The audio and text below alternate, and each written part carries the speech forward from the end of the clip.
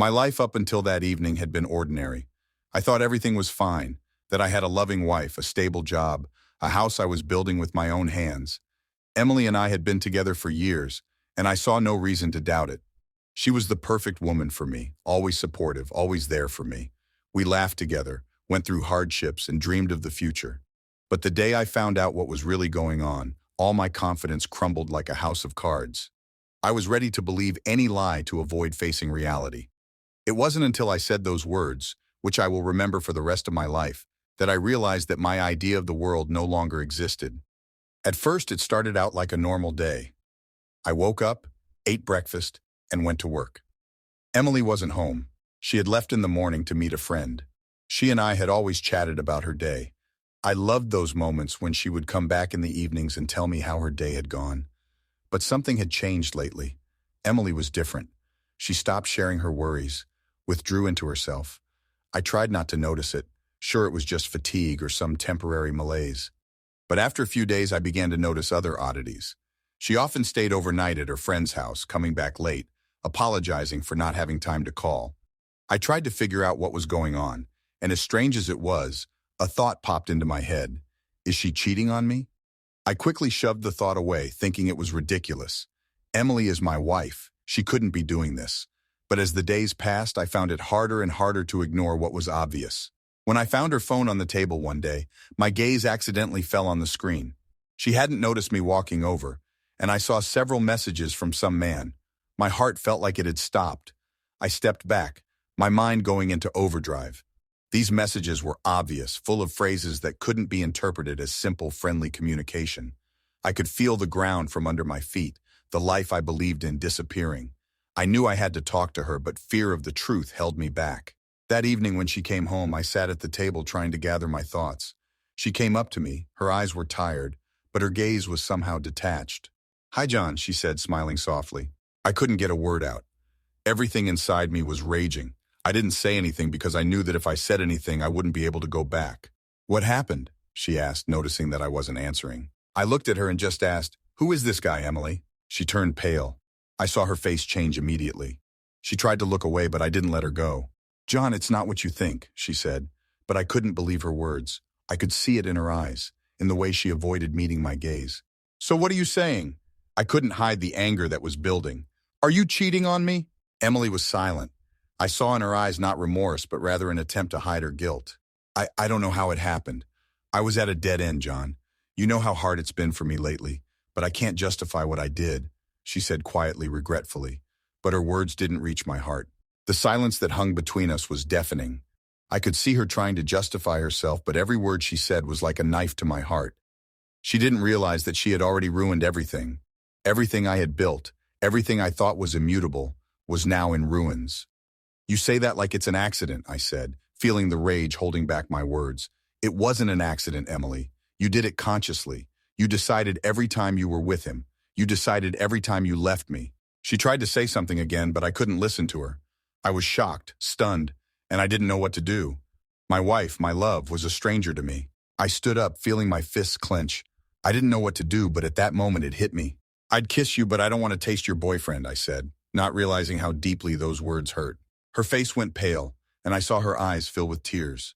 But I couldn't go back now. I could feel how hard it was for me to breathe. There was only one thought in my mind. How could she do this? Everything I thought about our marriage crumbled in an instant. I didn't know what to do. I stood in front of her, not knowing where to put my feelings, how to express them, without destroying even more of what we had. But something inside told me that talking to her couldn't end with a simple forgive or work it out. I had to find out more. I had to realize how deep her lies ran. Emily tried to look me in the eye, her voice trembling, but her words didn't have the remorse I was expecting. It was more of an attempt to explain herself, to justify herself. But how could she expect me to believe her words after what I'd seen? "You have to tell me the truth, Emily," I said with such determination that she didn't have time to interrupt me. I don't know what to say." Her voice was getting quieter and quieter. "I think you already know," I interrupted her, feeling my rage rise with each word. I couldn't hold back any longer, and in that moment, something inside me burst. I couldn't trust her anymore, and the fact that she was trying to justify herself only made my pain worse. A new plan popped into my head. I knew I needed more proof than just her confessions. I wasn't sure she would tell me the whole truth, and now I knew I couldn't just sit back. I needed to be in control of the situation, at least in this. I knew that if I didn't figure it out completely, my doubts would never go away. A couple days later, I installed hidden cameras in our house. I wasn't proud of this decision, but I was desperate. I wanted to know what was going on when I wasn't around. I wanted to make sure I wasn't living in an illusion. These cameras were small and discreet, and I knew how to hide them so Emily wouldn't notice.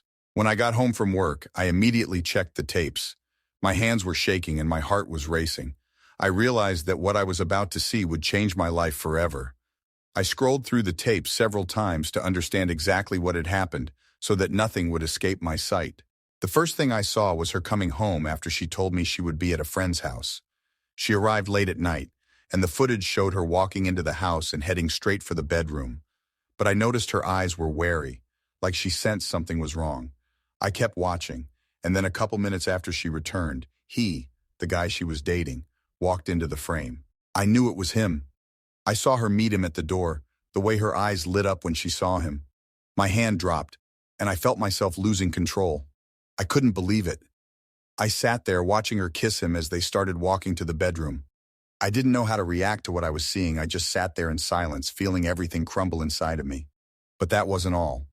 After they left for the bedroom, it wasn't just lying together. It was so much more than I could have imagined. They discussed our family moments, how I looked, how we lived. Emily talked about how tired she was of our relationship, how she lacked emotion, how her desire was ignored, and I was too busy with my work. She talked about how I wasn't paying attention to her and how she felt lonely. She said she'd been thinking about it for a long time, that she hadn't felt the way she used to for a long time. And that was the scariest part. She admitted that her cheating wasn't an accident, but a conscious choice. It was her way of running away from the problems she couldn't solve with me. After they left for the bedroom, I turned off the tape and stood up to breathe. I could feel myself struggling to hold back tears as something in my chest felt like it was tearing. I had to do something. I couldn't just sit there and watch this. I was furious, and in that moment I realized I didn't need her lies. I didn't need this excuse. I was ready to act, and in that moment I decided I couldn't be with her anymore. That was the moment I finally realized that my life would never be the same again. The hidden cameras gave me answers I couldn't have expected. Everything became clear, but I didn't know what to do with that truth. At first it was hard to believe what was happening. It was as if someone else, not me, was part of this nightmare. I sat in my chair, eyes fixed on the screen, and even though everything I saw confirmed my worst suspicion, I couldn't believe that Emily, my wife, had betrayed me.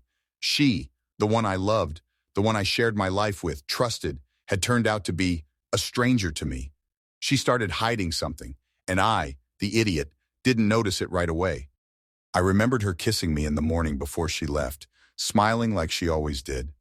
Everything seemed normal. It was the moment when I could have stopped and warned myself that something was wrong, that something in her behavior had clearly changed. But I didn't listen to myself. I hoped it was just fatigue or stress. She was always so caring and loving, and I felt on top of the world, unaware that I was already standing on the edge of a precipice. But now, sitting in front of the monitor, I didn't know what to make of what I was seeing. The cameras weren't fooling me. I watched Emily meet him, the guy she was now spending her nights with. I saw her meet him in our apartment, their hands pressed together in a kiss, the way they walked to our bed, and those images were so painful that I couldn't look away from the screen. I stopped the video and closed my eyes, feeling my heart clench with pain. I thought I would never get over this, but even worse was that I didn't even know what to do with this information. What should I do? Leave it behind? Go through with it and try to save the marriage? Or go away, leave her and start a new life? I didn't know, but there was one thing I knew for sure. I couldn't stay in the dark any longer. I had to know the truth. I did it. I set up the cameras. I knew it was wrong, that I shouldn't have done it, but I was on edge. I felt that if I didn't check, if I didn't find out all of this, I wouldn't have the courage to just ask her. Those hidden cameras had become my way of preserving the remnants of my dignity, my self-respect. But even when I saw everything, I wasn't prepared for how I would feel. I couldn't just ignore it all. My life had changed, and I didn't know how to deal with it. There were tons of questions in my head, but no answers. I didn't know how to move on. how to come to terms with the fact that my wife had turned out to be something I couldn't even dream of. When Emily came home, I was no longer the same person I had left for work that morning. I greeted her coldly, without any sort of greeting. She noticed the change, but she didn't say anything, just squinted at me, as if she sensed I knew something. "Hi," she said, trying to smile, but I could see she was nervous too. I sat at the table, unable to say a word. There was only one thing going through my mind. You're cheating on me, and you know I know it. But despite all my inner turmoil, I kept quiet, giving her a chance to come clean. I didn't want to blame her. I wanted her to tell me the truth. She sat down across from me, placed her bag on the table, and looked at me expectantly. I could have started by asking her a direct question, but what would be next? I knew that even if she admitted, it wouldn't be enough. Words didn't matter anymore. I felt my voice falter. My gaze fell to her hands, and unable to bear it, I said, "I know what you're doing." She jumped up, her eyes widening with fright. I watched her lose control. You what? What are you talking about?" Her voice was shaking. "I saw everything. I set up the cameras, Emily. I saw everything," I said coldly, unable to hide my pain and frustration. The silence in the room fell, heavy and oppressive. She stood before me, her face pale and tears streaming from her eyes. But I couldn't forgive her. I couldn't believe her words anymore. "How could you? How could you do this to me?" I stared at her, feeling my heart tear apart. She couldn't find words, only tears and silence. And in that moment, I realized that I could no longer be around the man who had ruined my life. I didn't know what would happen next, but I knew I couldn't continue living in this nightmare. Emily tried to say something, but I wasn't ready to listen to her. I stood up and headed for the door without turning around. The moment I uttered the words, "I'd kiss you, but I don't want to taste your boyfriend," they sounded like a sentence for both of us. I didn't know what to do next, but that was the end of it. It wasn't just betrayal, it was so much more. My life was different now. It had been a few days since I'd learned the truth. Emily didn't try to justify herself, didn't try to talk me into believing her lies again. All she could do was stay silent, look at me with an apologetic look, and expect me to make my own choice. But the choice had already been made. I couldn't believe what she had done, and even despite my feelings for her, I knew that something in this life was now irrevocably changed. I could feel the emptiness inside of me growing with each passing day. It seemed that I was no longer a person, but merely a phantom that continued to live in this house, but its soul had long since left the place. The house that had been a fortress for me was now a prison in which I could find neither peace nor salvation. Every time I tried to talk to Emily, there was the same silence, the same heaviness, as if we both knew we could no longer reclaim the past. She walked around the house like a ghost, avoided meeting my gaze, and I knew she realized it was over. But neither I nor she could just walk away. We were both tied to this house, to these memories, to what used to be. That's when I decided I needed to leave.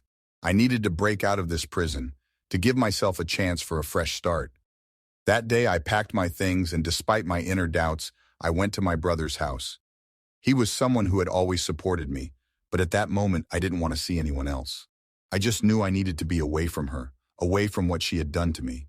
Once I left, I tried to focus on work, to reconnect with friends and family, but deep down I knew I couldn't just forget what had happened.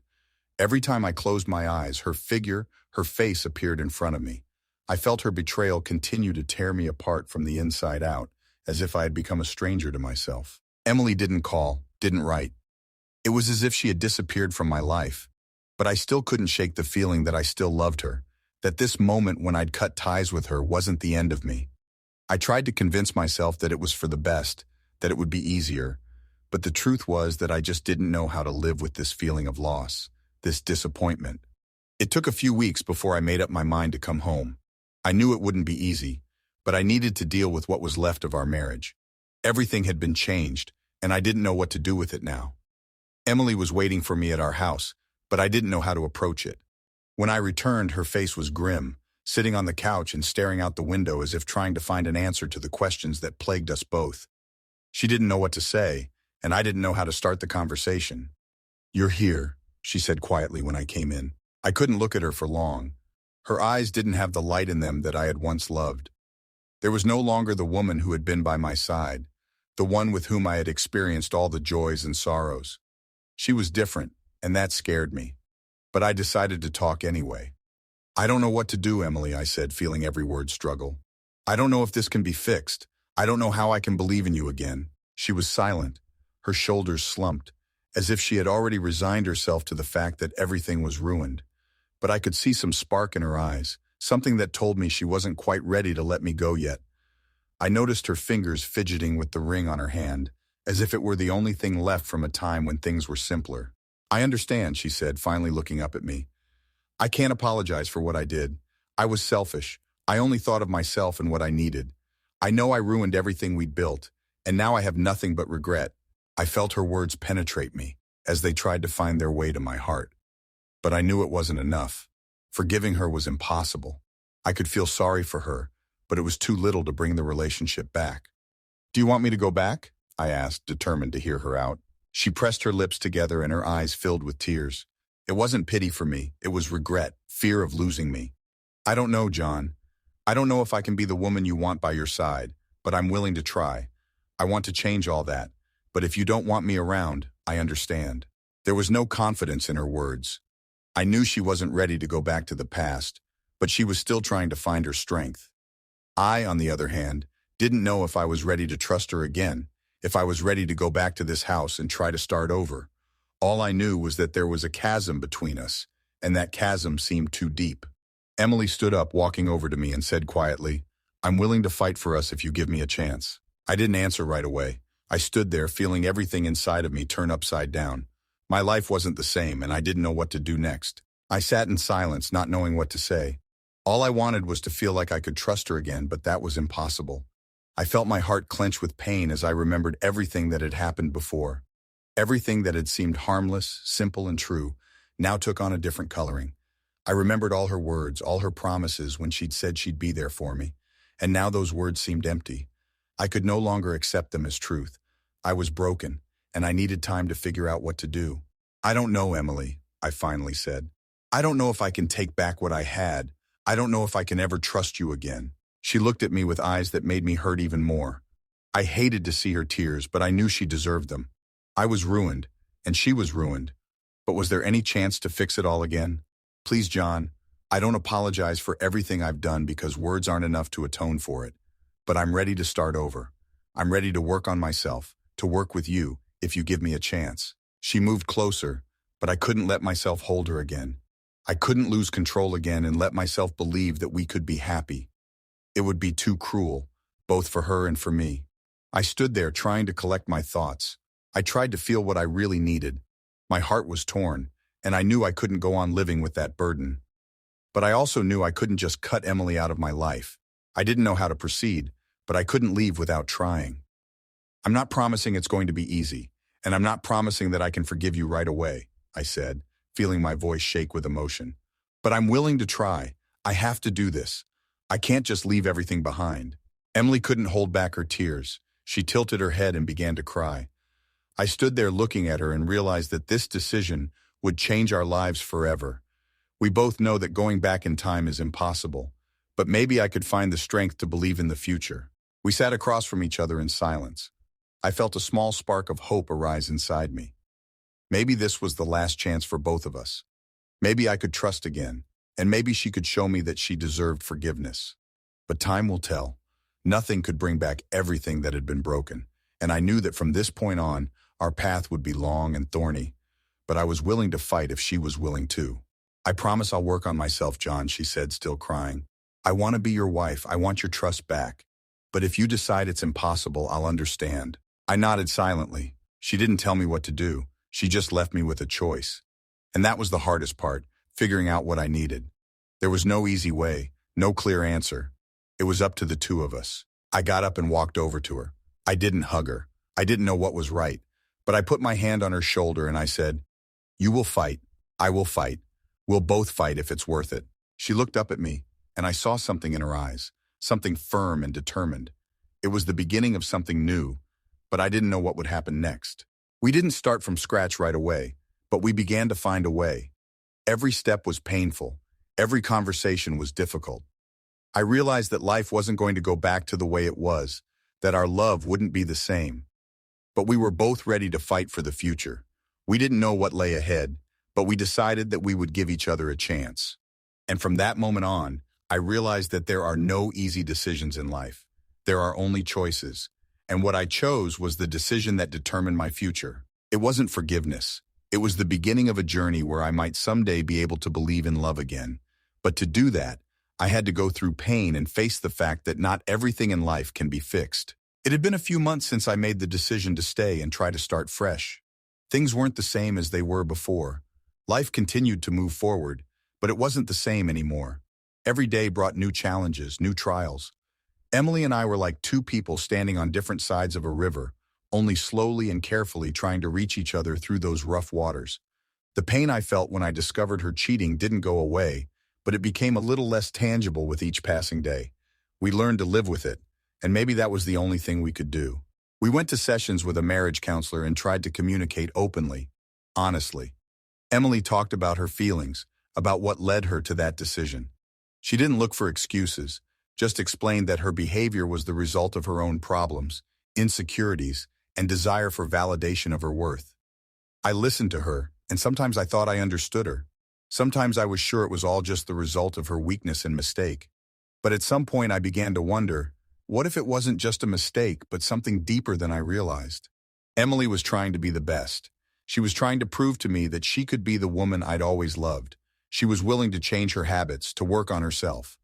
But here's the question. Could she go back to being the woman she used to be? Or was I just too broken to see her as mine? That was the hardest part, trying to figure out how I really felt. Forgiveness isn't just a process. It's not just words. It's a whole world that needs to be built anew, felt anew.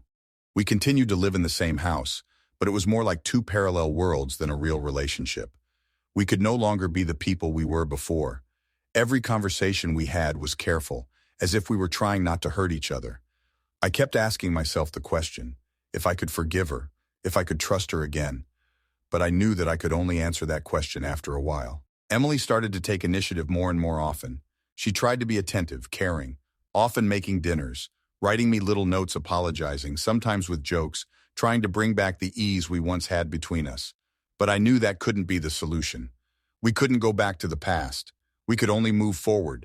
And the question was whether it was possible to move forward with those who hurt. It took me a while to realize one important thing. Even though I tried to fight for our future, I couldn't just forget. The pain I had endured stayed with me. Every time I thought things could be okay, I was faced again with the fact that we not only had to start living together, but we had to figure out how to do it, how to be true partners again. It was a hard road, and I didn't know where it was leading. One day, as the two of us sat alone on the couch again, she looked at me with an expression that I knew she was ready to keep fighting. We were silent for a long time. There was some strange expression in her eyes, like she was waiting for my answer, even though we both knew there were no easy solutions. I saw again the woman I had once loved, but was it enough to bring back all that had been lost? "John," she said as she took my hand, "I'm ready to live with this, with what we've been through and move forward. I know I can't just get your trust back, but I want you to know that I'm willing to work on myself. I want you to know that you matter to me." Her words were sincere, and it touched me. But I still felt like there were too many uncharted roads in our future, too many dark places. We couldn't just go back to the past, and I wasn't sure we could even get back what we had. All I could do was try, despite everything. "You're right," I replied. "We can't go back. We can only move forward. I don't know what awaits us, but I'm willing to try." I felt something in my heart begin to thaw a little, but at the same time, I knew the road would be long and difficult. Maybe we could never get everything back to the way it was, but maybe we could build something new, something that would be ours. Time will tell how things will work out. But in that moment, I knew one thing.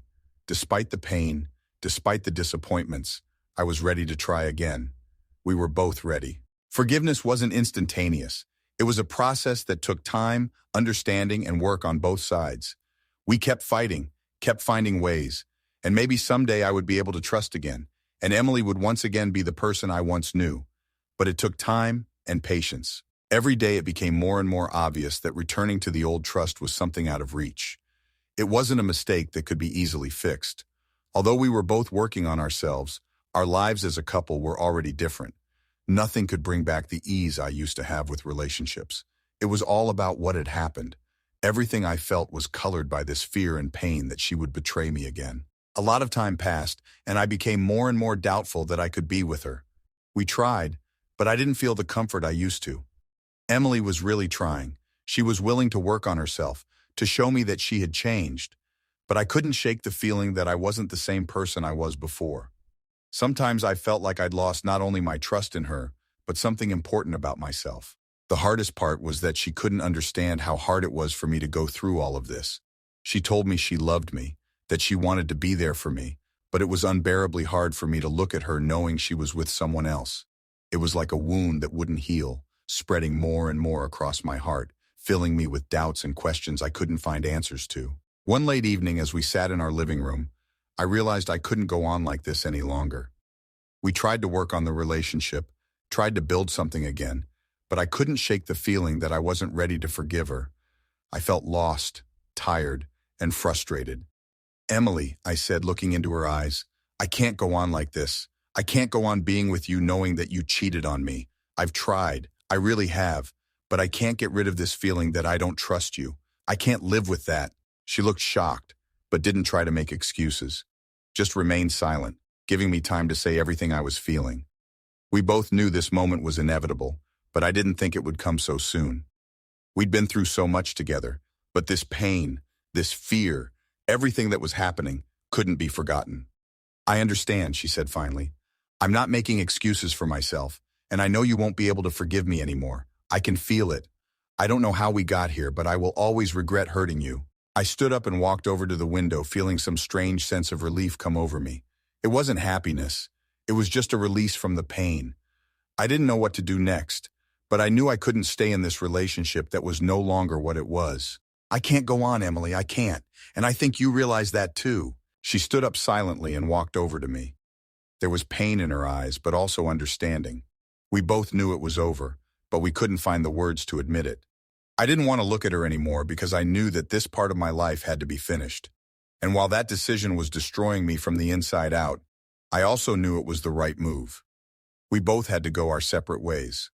"You're going to be happy, Emily," I said quietly. "I hope you find happiness, even if it's not with me." With those words, I walked out of the room. I knew I needed to move on, but I also knew it wasn't going to be easy. Everything we had experienced would leave a mark, and maybe I would believe in love again someday. But right now, I was ready to put that part of my life behind me. Time passed. We both started living on our own. Emily moved to another city, trying to start over. I stayed in our house, though sometimes I had to fight the memories that still lingered with me. At times I felt like I could never trust anyone again. But as time went on, I realized that I needed to move forward.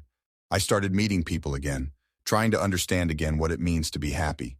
Forgiveness was a long and difficult process. But at some point I realized that forgiveness doesn't always mean being with that person. Forgiveness can be a release, and I freed myself from what I was holding inside of me. We both left in different ways, and that was what was needed. Life moved on, and I learned to appreciate myself. Emily continued on her path as well. We were both broken, but time healed. And maybe in the future, we could both find a love that would be real to us, without pain or betrayal. But to do that, we had to get through this tragedy and learn the lessons it had taught us. I didn't know what the future would bring, but I knew one thing: I was ready to start again.